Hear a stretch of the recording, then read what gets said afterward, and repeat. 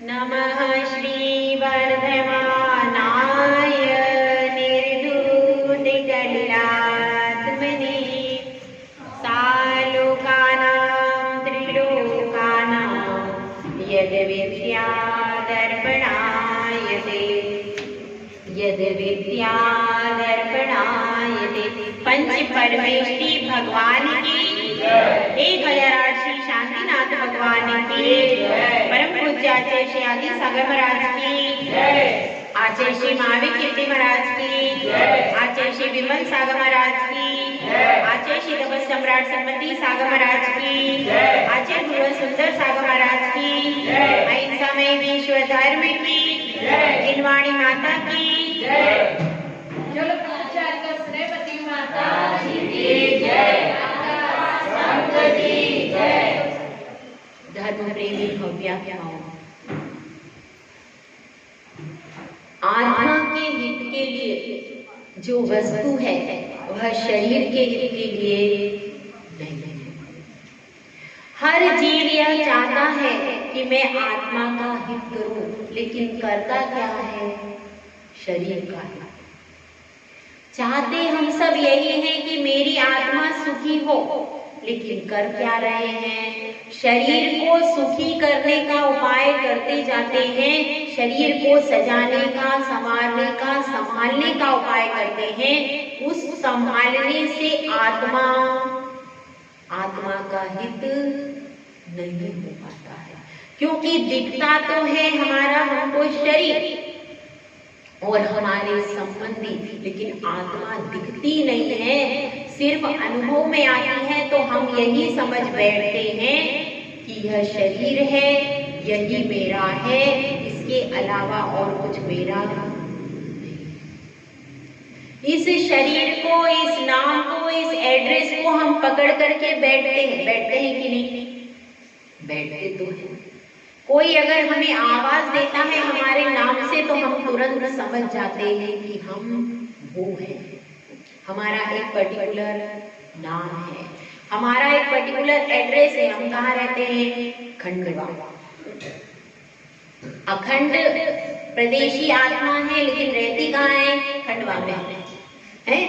खंडवा में रहती है। असंख्यात प्रदेशी आत्मा है, अखंड प्रदेशी, अखंड है आत्मा। अखंड है कि नहीं? एक ही जीव द्रव्य है आपके पूरे शरीर में कि दो है? एक जीव द्रव्य रहता है, असंख्यात प्रदेशी है, एक शरीर के अंदर रहता है, वह अखंड द्रव्य है, उसका कोई खंड नहीं है। यह खंड चीज क्या है? यह पुद्गल है, इसका खंड होता है। अगर कोई का हाथ कट जाए उसके बाद क्या होता है? वह हाथ कटने के बाद भी वह जीव मरता नहीं है, जीवित रहता है। क्यों? क्योंकि वो उस खंड में आत्मा के प्रदेश थे, वह सारे सिकुड़ करके कहाँ आ गए? जो ऊपर का प्रदेश था, और वह हाथ बेजान हो गया, हाथ काट दिया, उसके बाद भी जीव जीता रहता है। मतलब खंड किसके हो जाते हैं? पुद्गल के। वो आत्मा के प्रदेश वहां से पुनः इधर आ जाते हैं, उस जगह को आत्मा के प्रदेश छोड़ देते हैं। अखंड हमारी आत्मा है, और आत्मा की दृष्टि से सब जीवों में समान रूप से क्या है? चैतन्य रूपी धन है। सबसे बड़ा धन क्या है भाई? चैतन्य रूपी धन सबसे बड़ा धन है, उससे बड़ा धन और कोई दूसरा नहीं है। तो आज यहाँ पर कौन सा श्लोक अपना चलेगा? 5वें नंबर का श्लोक है। 5वें नंबर के श्लोक में बहुत विशेषता बतलाई गई है। भगवान के जन्म से लेकर के मोक्ष तक की यात्रा इसमें कराई जाएगी। आप सब हमारे साथ चलोगे यात्रा में? भगवान का पूरा जीवन चरित्र इस काव्य में लिखा गया। इसको अपन पढ़ते हैं। कनत्स्वर्णाभासोऽप्यपगत तनुर्ज्ञान निवहो विचेनात्मापेको नृपतिवर सिद्धार्थ तनया अजन्मापि श्रीमान् विगत भवरागोद्बुद्धिगते महावीर स्वामी नयन पथगामी भवतु नः महावीर स्वामी।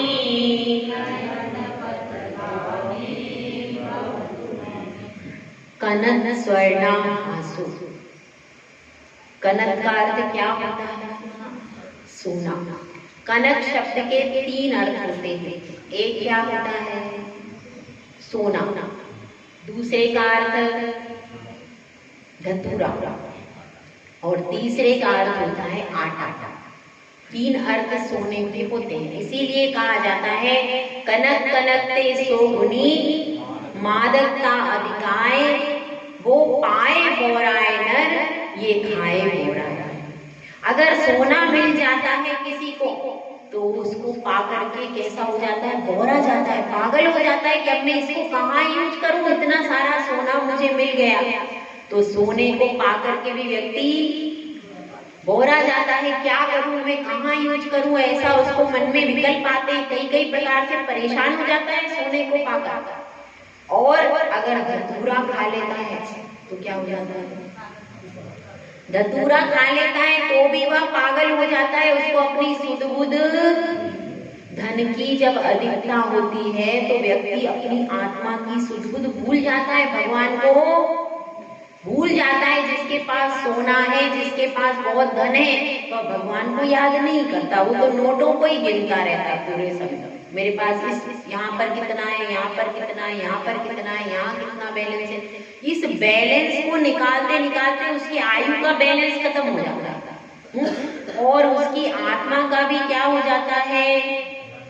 आत्मा का भी बैलेंस इम्बैलेंस हो जाता है, उसका शरीर भी इम्बैलेंस हो जाता है और उसका पूरा उपयोग इम्बैलेंस चलता है। पूरा उपयोग शरीर में चलता है, धन में चलता है, आत्मा में उसका उपयोग नहीं चलता। तो यहाँ पर यही बात बताई है कि कनक कनकते 100 गुनी इतनी हो जाती है मादकता उसके द्वारा, सोना पाकर के भी वो बोरा जाता है और धतूरा पाकर के भी बोरा जाता है। और यदि उसको तीसरी चीज, तीसरा अर्थ है आटा, यदि उसको भोजन न मिले तो भी वो बोरा जाता है। यदि किसी को भोजन नहीं मिले, घर में भोजन नहीं हो, तो उसकी स्थिति क्या बनेगी? क्या बनेगी? तो भी वह पागल हो जाएगा। भोजन नहीं मिलेगा तो वो तरह तरह से भागेगा, प्रयास करेगा कि कहीं से मेरे पेट की पूर्ति हो जाए। तो तीनों स्थिति में यदि ये तीनों चीजें भी नहीं मिलती हैं तो व्यक्ति की स्थिति खराब हो जाती है। तो यहाँ पर बात चल रही है कनक स्वर्णाभासु व्यपगत तनुर्ज्ञान निभु। आपके शरीर की प्रभा, महावीर भगवान के शरीर की प्रभा किसके समान थी? सोने के समान। सोने के समान उनके शरीर की प्रभा थी। तो यहाँ पर यही बताया है कनक स्वर्णाभासु। भास यानी प्रभा। उनके शरीर की प्रभा कैसी थी? सोने के समान। व्यपगत तनुर्ज्ञान, तनु बस इतना लेंगे, व्यपगत तनु।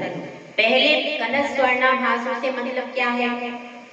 जब वे त्रिशला माता के गर्भ में आए, राजा सिद्धार्थ के अंगना में आए, कुंडलपुर नगरी में आए, तब क्या हुआ था? आषाढ़ शुक्ला छठ के दिन का आया। उनके जब वो गर्भ में अवतरित हुए, उस समय पर जब वे गर्भ में अवतरित हुए, उस समय उनके शरीर की आभा कैसी थी? उस समय आभा नहीं थी। लेकिन जब उनका जन्मावतरण हुआ तब उनके शरीर की आभा कैसी थी? सोने के समान। तो यहाँ पर यही बता रहे हैं जब उनका जन्म हुआ तब उस समय कौन सी तिथि थी? चैत्र शुक्ला त्रयोदशी। आप सब जानते हैं चैत्र शुक्ला त्रयोदशी 13 के दिन भगवान का जन्म हुआ था कुंडलपुर में और उनके शरीर की प्रभा थी सोने के समान। फिर भी कहा तो अब उस अपेक्षा से आप कौन थे? नृपतिवर सिद्धार्थ तनया। नीचे से देखिए, सिद्धार्थ नामक नृपति यानी राजा के, तनया यानी कौन थे? पुत्र। जिस समय आपके शरीर की प्रभा सोने के समान थी, उस समय आप राजा सिद्धार्थ के वर, मतलब श्रेष्ठ राजा। वे राजा भी साधारण राजा के यहाँ तीर्थंकर का जन्म नहीं होता, वह राजा भी श्रेष्ठ होता है रूप में, वय में, और कुल भी उसका श्रेष्ठ होता है, सब प्रकार के गुणों से विभूषित होता है, सब विद्याओं का स्वामी होता है। ऐसा वो विशेष राजा होता है। साधारण राजा के यहाँ भी तीर्थंकरों का जन्म, और ना साधारण रानियों के पास तीर्थंकर की माता बनने का सौभाग्य मिलता है। वह रानी भी विशेष होती है और वह राजा भी विशेष होता है। इसीलिए यहाँ पे लिखा नृपति वर का अर्थ होता है श्रेष्ठ। श्रेष्ठ नृपति था जो वह उसके घर में जन्म हुआ। नृपति वर सिद्धार्थ तनया का अर्थ पुत्र।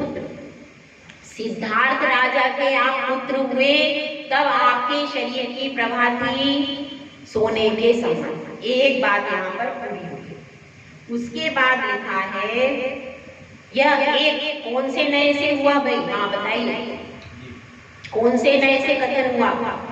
कि महावीर भगवान राजा सिद्धार्थ के पुत्र थे। व्यवहार नए से।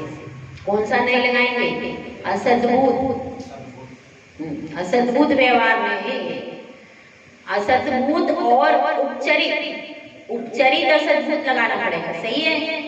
उपचरित असद्भुत, क्योंकि उपचार से, व्यवहार से है, और सत्ता में भी नहीं है, क्योंकि हमेशा रहने वाला। तो आप लोग सिंपल में समझ लीजिए, व्यवहार से यानी लोक में कहा जाता है आपका जो ये नाम है, आपका जो ये रूप है, यह कैसा है? इस भाव में है, अगले भाव में यही रूप रहेगा, यही एड्रेस रहेगा क्या?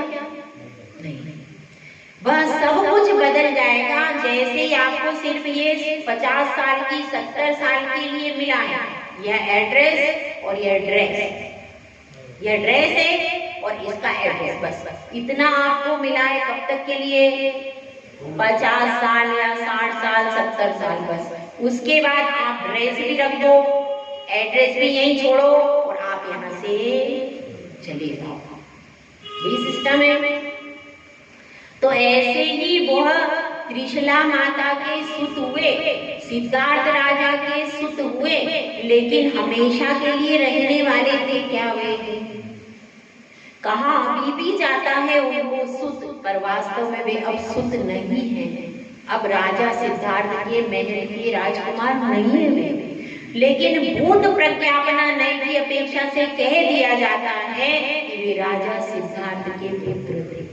किसकी अपेक्षा से? पहले थे ना, अभी तो नहीं। इस अपेक्षा से तो यहाँ पर व्यवहार नहीं का कथन करेंगे, तो उसकी अपेक्षा से यहाँ पर कह दिया कि वो राजा सिद्धार्थ के पुत्र थे। दूसरी बात कह रहे हैं कवि यहाँ पर, व्यपगत तनुर ज्ञान निबुध। उसके अलावा एक और चीज है कि व्यपगत तनु, यानी आप, तनु का अर्थ होता है शरीर और व्यपगत का अर्थ होता है रहित।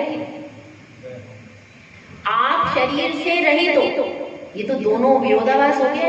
इस श्लोक में विरोधाभास अलंकार है कि आप क्या कह रहे हैं? आप तनु रहित, मतलब आप शरीर रहित हो, ये तो दोनों अलग अलग बात हो गई। एक तरफ तो आप कह रहे हैं कि आप राजा सिद्धार्थ के पुत्र हो, स्वर्ण के समान कांति वाला आपका शरीर है, एक तरफ क्या बात हुई, एक तरफ क्या कह रहे हैं। दूसरी बार कह रहे हैं कि आप शरीर से रहित हो, तो दोनों अलग अलग बात हुई कि एक ही बात हुई? अलग अलग। तो अब लेकिन दोनों अलग अलग बातें सत्य हैं। क्यों? क्योंकि वे पहले थे सिद्धार्थ राजा के पुत्र, अब नहीं है। अब कौन है? अब तो सिद्ध भगवान है, और सिद्ध भगवान के पास जो पूर्व महावीर पर्याय का जो शरीर था, वो अब शरीर है क्या?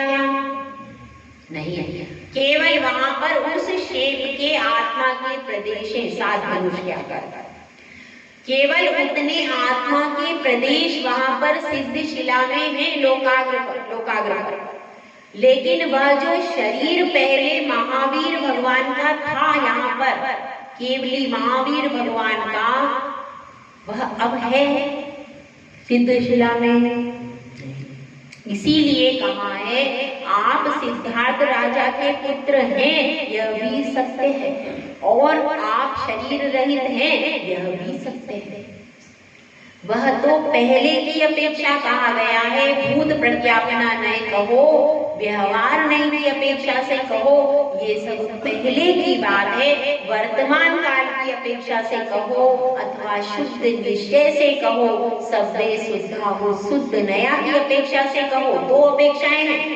एक तो वर्तमान काल की अपेक्षा से वे सिद्ध है, और समस्त संसारी जीव भी सब शुद्ध होने की सत्ता लेकर के, कारण परमात्मा पारिणामिक भाव को लेकर के बैठे हैं। तो इसलिए यहाँ पर कहा है, व्यपगत तनु, सब लोग शरीर से रहित हैं, आप लोग भी शरीर से रहित हो। अपना भी विचार करो, केवल स्तुति को पढ़ करके बस भगवान की स्तुति, अपना भी वहां पर विचार आना चाहिए। इसमें भी आप विचार कर सकते हो भेद विज्ञान। भेद विज्ञान क्या होता है? पर द्रव्यन्ते भिन्न आप में रुचि सम्यक भला है। भेद विज्ञान जो होता है वह इसमें दर्शाया गया कि प्रभु आप जब शरीर से रहित हो तो हम कैसे शरीर से सहित हो सकते हैं? हमारा भी स्वभाव शरीर नहीं है। यह सारी वैभाविक परिणति है, ओढ़ी हुई परिणति है, वास्तविक परिणति नहीं है। शरीर हमारा नहीं, जब आपका नहीं हुआ तो हमारा क्या होगा? जो वस्तु आपके साथ नहीं गई तो मेरे साथ वो जाएगी क्या? तो तीर्थंकर तो फुल पावर वाले, उनसे ज्यादा पावर वाला कोई होता है क्या? जब आपकी इतनी सारी पावर, अतुल बल, अनंत शक्ति, उसके बाद भी शरीर को ले जा नहीं पाए तो मेरी क्या पावर? समझ में आई? उनके शरीर की शक्ति कितनी थी? अतुल शक्ति शरीर की। जब तीर्थंकर बालक तीर्थंकर जब जन्म हुआ तब उनकी शरीर की कितना बल था? अतुल बल। मतलब करोड़ों हाथियों से भी ज्यादा बल भगवान के शरीर में होता है। तभी तो एक पैर के अंगूठे दबाने से पूरा पर्वत हिलने लगता है। इतनी शक्ति होती है, मगर वो कभी अपनी शक्ति को यूज नहीं करते, कभी प्रकट नहीं करते। किसी भी व्यक्ति को वचन भी ऐसे नहीं बोलते जिससे उनको ठेस लगे। तो उनके पास अतुल बल, इतना अतुल बल। और उसके बाद जब उनको केवल ज्ञान हो गया तो अनंत शक्ति, आत्मा की भी शक्ति प्रकट हुई। तो वो कितना बल हुआ होगा, कितनी शक्ति रही होगी? इतनी शक्ति होने के बाद भी जब वो यहाँ से गए तो ड्रेस भी धरा ली, एड्रेस भी धरा ली। तो हम कौन से खेत की मूली लेंगे, हम ले जाएंगे? जब वो नहीं ले जा पाए तो हम ले जा पाएंगे क्या? अनंत शक्ति के धारक, अतुल बल के धारक वे तीर्थंकर शरीर को नहीं ले जा पाए, धन को नहीं ले जा पाए, कोई चीज नहीं ले जा पाए, तो हम ले जाएंगे क्या? ये सब विचार अपने को करना है। जो अपना मन इधर उधर फंसा हुआ है, उस मन को कहना है कि भैया जब वो तीर्थंकर शरीर को नहीं ले जा पाए, एक सुई नहीं ले जा पाए। चक्रवर्ती पद के धारी भी तीर्थंकर हुए, चक्रवर्ती, कामदेव और तीसरा कौन सा पद था? तीर्थंकर। तो 3 पद के धारी तीर्थंकर भी एक छोटी सी सुई भी नहीं ले जा पाए, क्योंकि जो हम विभाव है वह कभी आपके साथ में नहीं जाएगा। केवल स्वभाव ही साथ में परमानेंट रह सकता है, दूसरी चीज कभी भी रह नहीं सकती। तो इसके लिए बताया है व्यपगत तनु, यानी निश्चय से, शुद्ध निश्चय से हर जीव शरीर से रहित है, वैभाविक परिणति से रहित है। उसके बाद एक बात और कह दी, मेरा फेवरेट श्लोक है इसका, महावीराष्टक का। तनुर, फिर उसके बाद कहा है ज्ञान निरुहो, तीसरी बात और कह रहे हैं। पहले कह दिया कि आप शरीर से सहित हो, आपका शरीर कैसा है, स्वर्ण की आभा के समान। दूसरी बात फिर से कह दी, पेपदत तनु, आप शरीर से रहित हो, दूसरी बात हुई। तीसरी बात और कह रहे हैं ज्ञान निरुहो, आप ज्ञान के पुंज हो, ज्ञान रूपी शरीर हो। इसमें आता है अपने 6 आयाम, ज्ञान शरीरी त्रिविध कर्म मल वर्जित सिद्ध महंता, ते हैं अमल निकल परमात्म भोगे शर्म अनंता। ज्ञान शरीरी, ज्ञान रूपी शरीर है किसका, सिद्धों की बात चल रही है यहाँ पे। निकल परमात्मा कौन है, सिद्ध भगवान की बात हो रही है, तो उनका ज्ञान रूपी, यहाँ पर भी वही बात कही, 3 बातें एक साथ कह दी। यहाँ पर क्या कह दिया, ज्ञान शरीर, ये किसकी अपेक्षा से है, यह भी है शुद्ध निश्चय की अपेक्षा, लेकिन यहाँ पर गुणों की अपेक्षा कहा गया, यहाँ पे गुण को मुख्य कर दिया।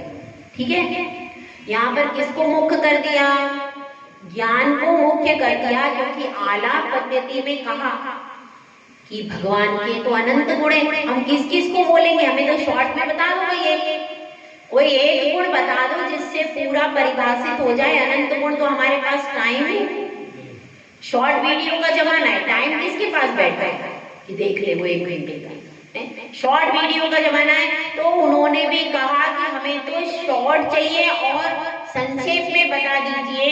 तो आलाप पद्धति में आचार्य श्री ने लिखा है, अनेक स्वभाव मध्य ज्ञानाख्या परम स्वभाव ग्रहीतो, अनेक स्वभाव के मध्य में ज्ञान परम स्वभाव को ग्रहित किया गया। इसीलिए कहते हैं ज्ञायक स्वभावी आत्मा, है ना, भजनों में भी आता है। ज्ञान और ज्ञायक स्वाभाविक को अपन सब क्या देते हैं, महत्व देते हैं। क्यों, क्योंकि उस ज्ञान के द्वारा आत्मा के सारे गुण उसके बाद है। पहला गुण कौन सा है, वह मुख्य गुण। तो इसलिए उस मुख्य गुण को यहाँ पर बताया गया है। उस गुण से आत्मा की सबसे पहले पहचान होती है। जो जानता है वही आत्मा है। अगर आप किसी से कह दोगे तो वो भी मान लेगा कि हाँ भाई बात तो सही है, मैं जान रहा हूँ, इसका मतलब मैं कौन हूँ, आत्मा हूँ। जिसमें जाने, ये वैज्ञानिक भी कहते हैं कि जो जान रहा है वही तो है, और जब मुर्दा है वो नहीं जान रहा, इसका मतलब उसमें प्राण नहीं। ये सब कोई मान लेंगे, आप किसी को भी बोलोगे तो सब मान लेंगे कि नहीं मान लेंगे, इसमें किसी को विवाद। तो ये निर्विवाद रूप से भी सत्य है, इस मत का कोई खंडन नहीं कर सकता।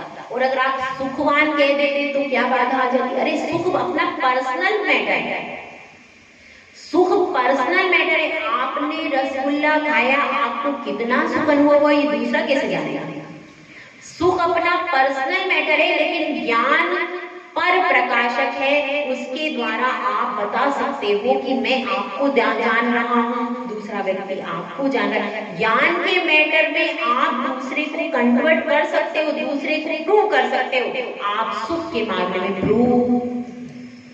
इसीलिए सारे मतों का खंडन इस ज्ञान शरीरी से क्लियर हो जाता है एकदम।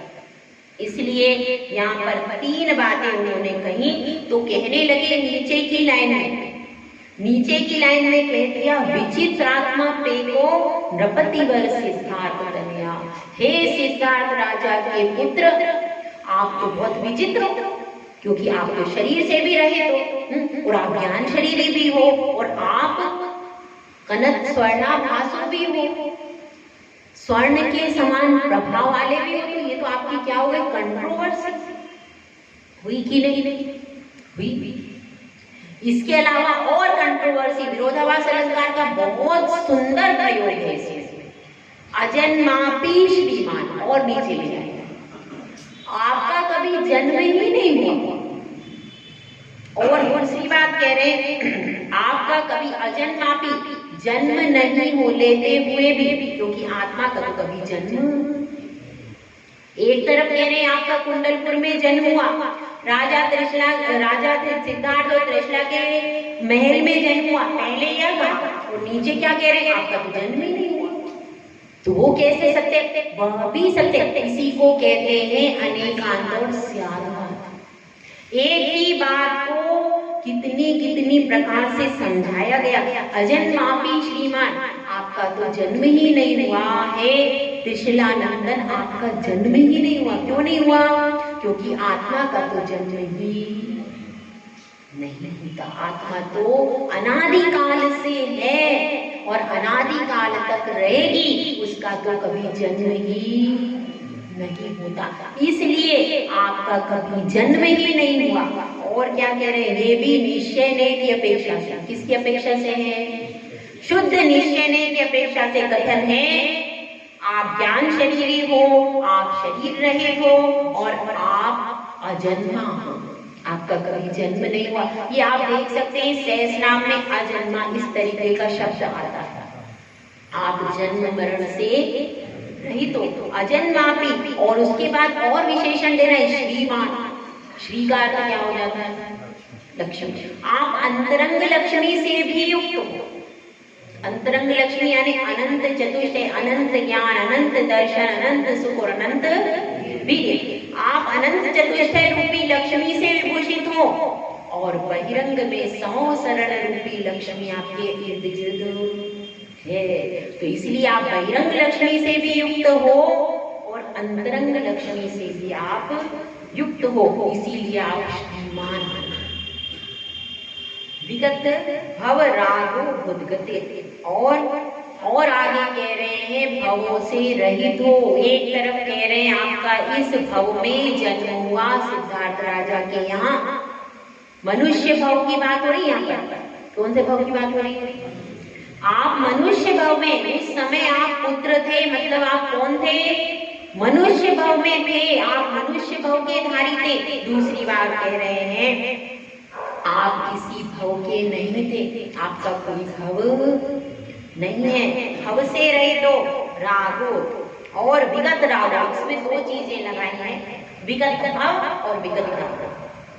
विगत भव मतलब यह जो मनुष्य भव आपको मिला और कभी अनंत भव आपको मिले, पहले भी कई भव आपको मिले।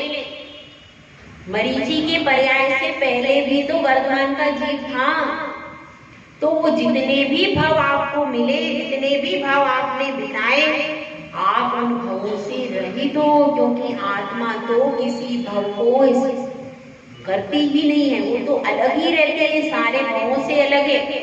उसका तो कभी भव में उसका कभी विभव नहीं होता है। आत्मा तो शाश्वत है, इस अपेक्षा से आपका कभी, आप सारे भवों से रहित हो, भवांतर से रहित हो। और विगत रागो, आप राग भाव से भी रहित हो, आपको वीतराग हो। और फिर जब आप वीतरागी थे तो आपका जन्म कैसे हुआ? प्रश्न उठते ना कि जब आप राग से रहित थे तो आपका जन्म उस माता की गोद में कैसे खेले आप, और पिता के साथ में कैसे रहे? क्योंकि जो वीतरागी होता है वो तो किसी की गोद में नहीं खेलता है और किसी राजा के पास नहीं रहता। पर यह सब सत्य है। विगत भव भी है और विगत राग भी है। अद्भुत गति, आप अद्भुत हो, आप विचित्र हो, आप अद्भुत हो। कितने अद्भुत हो, आपने ये सब कर लिया, सारे गुण आप में हैं। इसीलिए कह रहे हैं, बहुत सुंदर है। इसमें विरोधाभास अलंकार का बहुत ही सुंदर प्रयोग है और स्याद्भात और अनेकांत का बिल्कुल इसमें सारा वर्णन है। देखिए पहले अपन एक बार दोबारा समझ लेते हैं। कनक स्वर्णाभास, इसमें असद्भुत उपचरित व्यवहार में से कथन किया गया है। और इसमें साथ में ले लेंगे नपति वर सिद्धार्थ। ठीक है, ये क्या हो गया? श्रेष्ठ नृपति सिद्धार्थ राजा के पुत्र, सोने के समान शरीर वाले। ये क्या हो गया? असच्चरित असद्भुत व्यवहार से। दूसरी आगे चल रहे हैं व्यपगत तनु, ये किसकी अपेक्षा से है? शुद्ध निश्चय की अपेक्षा से। और ज्ञान निभा इसमें किसकी अपेक्षा से कथन किया है?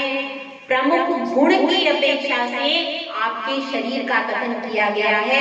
यह भी शुद्ध निश्चय के अंतर्गत ही आएगा। इसके बाद बताया है अजन्मापि श्रीमान, यह भी शुद्ध निश्चय का कथन है कि आपका कभी जन्म ही नहीं हुआ। और श्रीमान कहा गया है आपको अनंत अवस्था की अपेक्षा से, क्योंकि अनंत अवस्था में आपके पास बहिरंग लक्ष्मी भी रहती है और अंतरंग लक्ष्मी भी होती है। और अगर केवल अंतरंग लक्ष्मी की अपेक्षा से घटित करो तो सिद्ध अवस्था में भी आपको अंतरंग लक्ष्मी है, तो यहाँ पर भी उसको घटित किया जा सकता है। फिर बताया कई कई भवांतर से रहे, फिर भी शुद्ध निश्चय का कथन। और उसके बाद विगत राग कहा, यह भी शुद्ध निश्चय का कथन है। तो इस प्रकार से इसमें असद्भुत व्यवहार नए और शुद्ध निश्चय दो नए निकल के आते हैं। इसीलिए कंट्रोवर्सी है, पूरा विरोधाभास है। और उसके बाद भी इस काव्य का एक एक शब्द खोलो तो बड़ा आनंद आता है। हमें तो आनंद आता है, आप लोगों को आया कि नहीं पता नहीं, लेकिन हमें इसमें खोलने में बड़ा आनंद आता है और बड़ा इसमें मन लग जाता है। अद्भुत गति, आप विचित्र हो, आप विचित्र हो और आप अद्भुत गति वाले हो। अपनी गति कौन सी होगी उनकी? सिद्ध गति।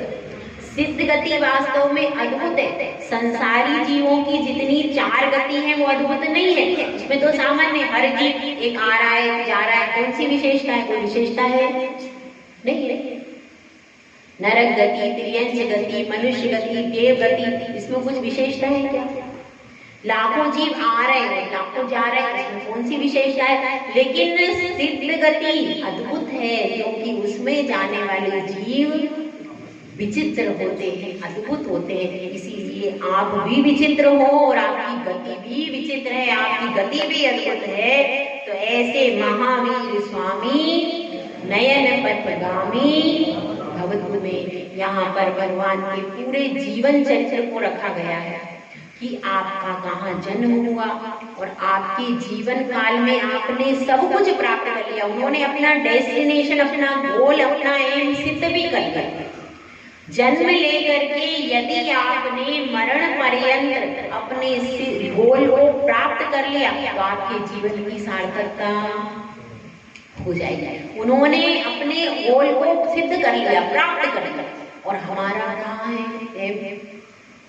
हम अपने प्रेम को अभी प्राप्त करने के लिए पुरुषार्थ कर रहे हैं। तो यहाँ पर बता दिया उन्होंने मनुष्य पर्याय में जन्म लिया, तीर्थंकर प्रकृति का बंध पहले से करके आए थे नंद राजा के पर्याय में। और उसके बाद फिर उन्होंने सारे लक्ष्य को साधन करके शरीर से रहित हो गए और अद्भुत गति को प्राप्त कर लिया। तो ऐसे ही हम सब इस श्लोक को पढ़ करके क्या भावना भाएं? हे प्रभु, आपने जैसे अद्भुत गति को पा लिया, आप जैसे विगत भव हो गए, आप जैसे विगत शरीर हो गए, आप जैसे ज्ञान शरीर हो गए, ऐसे ही हम भी ऐसी मनुष्य गति को प्राप्त करें कि जिससे हमें सिद्धत्व की सिद्धि हो जाए। ऐसी भावना किसी भी श्लोक को पढ़ो तो उसके बाद उसका संदेश भी अंदर उतरना चाहिए,